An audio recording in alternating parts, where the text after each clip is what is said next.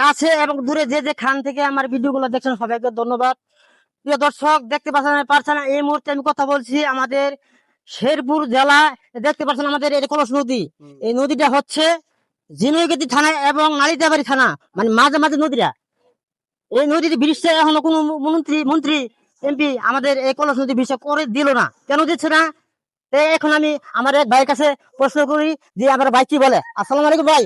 আসসালামু আলাইকুম। কেমন আছেন? আলহামদুলিল্লাহ।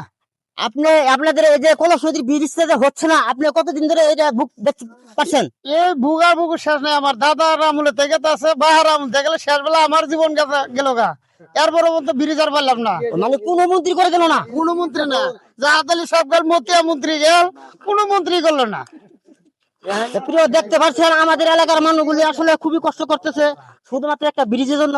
হাজার হাজার মানুষ। তাই আমি আমার নতুন সরকারকে অনুরোধ করছি এবং আবেদন করছি, আমাদের নালিতাবাড়ি থানার এবং ঝিনাইগাতি থানা দুটো থানার এমপি সাহেবকে আমি অনুরোধ করছি এবং আবেদন করছি আমাদের এই কলস নদীর ব্রিজটা যেন অতি তাড়াতাড়ি দিয়ে দেয়, এবং দিয়ে দিলে আমাদের গ্রামের মানুষগুলি আসা যাওয়া করতে অনেক সুবিধা হবে, অনেক ভালো হবে।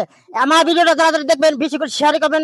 অতি তাড়াতাড়ি যেন আমাদের বাংলাদেশ সরকার তারেক স্যারের কাছে যেন পৌঁছায় এবং দুই থানার নালিতাবাড়ি এবং ঝিনাইগাতি থানার এমপি সাহেবের কাছে যেন পৌঁছায়। এ বলে আমার কথা শেষ করছি। আসসালামু আলাইকুম। সবাই ভালো থাকবেন, সুস্থ থাকবেন। খুদা হাফেজ।